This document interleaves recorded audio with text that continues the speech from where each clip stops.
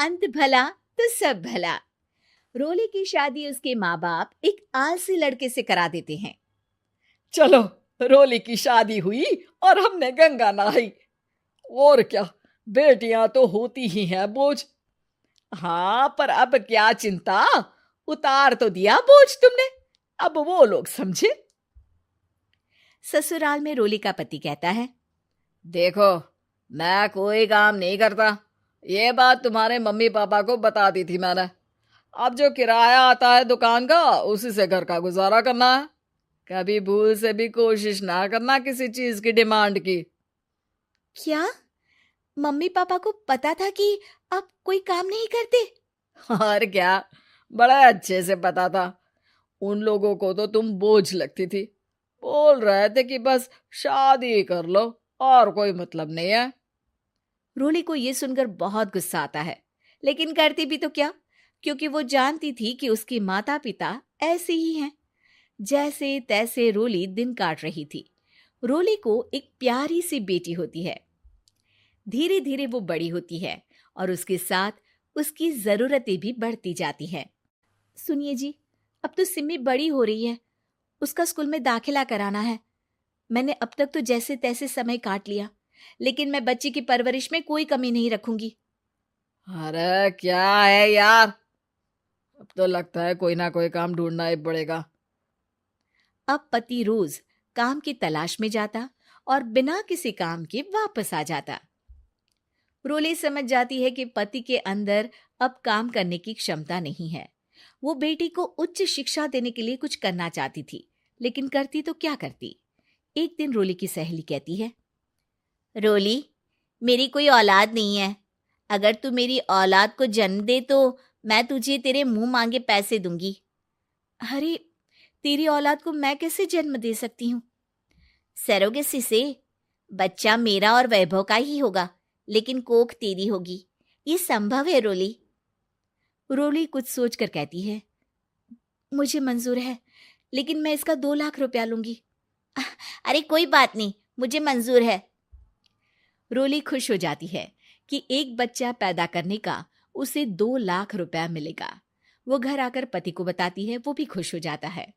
अब क्या था, डॉक्टर के पास जाकर सहेली का बच्चा रोली की कोख में पलने लगता है।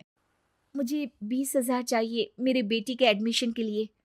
हाँ हाँ ठीक है, मैं उसके एडमिशन से लेकर सारे खर्चे उसके अकाउंट में डाल रही हूँ। रोली की बेटी का एडमिशन हो जाता है।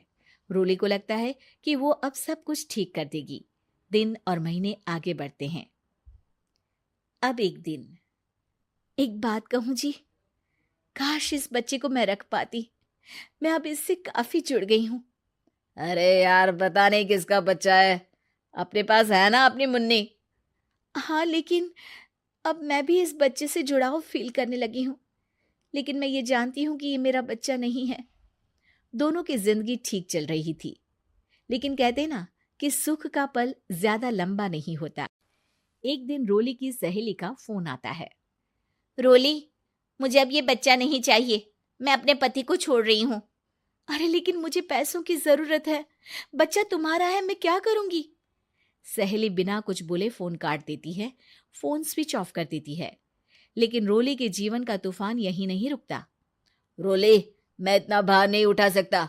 आज पढ़ाई का पैसा मांग रही हो, कल को शादी, कॉलेज और पता नहीं क्या क्या। मैं तुम्हें छोड़ रहा हूँ, अपनी बच्ची उठाओ और निकलो इस घर से। अरे पर मैं कर तो रही हूं ना बच्चे के लिए काम, आप आराम से रहिए ना। क्या काम कर रही हो, देख रहा हूं मैं। ये छोटा शहर है, यहाँ लोगों को बात बनाते वक्त नहीं लगता। तो मैं क्या करूं? ज्यादा पढ़ी लिखी नहीं हूं, कैसे घर के खर्चे चलाऊं? और आप तो काम करना ही नहीं चाहते। हाँ, ना चाहता हूं और ना ही करूंगा। रोली को पति की बात पर काफी गुस्सा आ जाता है। ठीक है, अगर मेरे जीवन में संघर्ष ही लिखा है तो वही सही। इस वक्त पति होने के नाते आपको मेरा साथ देना चाहिए था, लेकिन नहीं, आपने तो इस हाल में मुझे घर से बाहर निकालने की बात कह डाली। देखो, ये सारी फालतू की बातों के लिए वक्त नहीं है मेरे पास। रोली, जिसकी कोख में किसी और का बच्चा था और साथ छोटी सी बेटी, पति का घर छोड़कर रास्ते पर आ जाती है। रोली के पास मायके के सिवा दूसरा कोई रास्ता नहीं होता। अरे रोली कैसी है? कितने दिनों के लिए आई है? हमेशा के लिए माँ। वो माँ को सारी बात बता देती है। ओए लड़की, इतनी हिम्मत का काम कर लिया। अरे ना ना, यहाँ कोई जगह नहीं है। तुम तो अपना बोरिया बिस्तर उठाओ और निकलो यहाँ से। रोली के पास अब मायके का रास्ता भी नहीं बचता। वो चुपचाप बच्ची को लेकर जा रही थी कि उसे दर्द होता है और वो डॉक्टर के पास चली जाती है और फिर वहां वो एक प्यारे से बेटे को जन्म देती है। कितना प्यारा है, कितने अभागे हैं इसके माँ बाप जो इसके पैदा होने पर भी नहीं है। तभी वहां डॉक्टर आ जाती है। रोली, बच्चे के पिता तुमसे मिलना चाहते हैं। आपका बहुत बहुत शुक्रिया। मैं इस बच्चे को पालूंगा, भले ही इसकी माँ ने इसे छोड़ दिया हो, पर मैं अपनी जिम्मेदारी निभाऊंगा। तो क्या आप मुझे इसके पैदा करने के लिए जिन पैसों की बात हुई थी वो भी देंगे? हाँ, और साथ ही आप चाहें तो मेरे घर में रहकर मेरे बच्चे की देखभाल भी कर सकती हैं। मैं उसके लिए आपको सैलरी दे दिया करूंगा। रोली को लगता है कि जैसे भगवान ने उसके लिए सुकून का रास्ता खोल दिया। वो अब मुकेश के साथ उसके घर चली जाती है, जहां रहकर वो उस बच्चे की देखरेख करती है। अब मुकेश के घर को रोली अच्छे से संभाल लेती है। उसके लिए खाना बनाने से लेकर बच्चों की देखभाल और घर की देखरेख। धीरे धीरे मुकेश को रोली से प्यार हो जाता है। रोली, तुम्हारी बेटी और मेरा बेटा बिल्कुल भाई बहन की तरह साथ रहते हैं। हाँ, आखिर है तो एक ही कोख के बच्चे, अटैचमेंट तो होगा ही ना। रोली, तुमने घर और मुझे दोनों को संभाल लिया। ये तो मेरा काम है।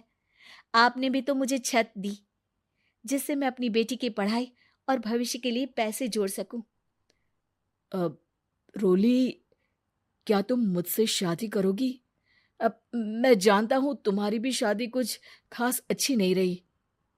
रोली को मुकेश की बात ठीक लगती है। वो उसे हाँ बोलने की सोच ही रही होती है कि उसके पहले पति का फोन आ जाता है। रोली, मैं बहुत परेशान हूं। मेरा एक्सीडेंट हो गया है। मैं चाहता हूं तुम वापस आ जाओ। रोली को पुराने पति की चिंता होने लगती है। वो सोचती है कि वो क्या कर रही थी। हाँ हाँ ठीक है, मैं आ रही हूँ। हाँ रोली, आ जाओ, लेकिन बच्ची को कहीं हॉस्टल में छोड़कर आना, क्योंकि मैं नहीं चाहता कि हम लोगों के बीच फिर से वो सारी बातें हो। रोली को समझ आ जाता है कि पति आज भी सुधरा नहीं है। वो पति के पास जाने से इनकार कर मुकेश को हाँ कर देती है।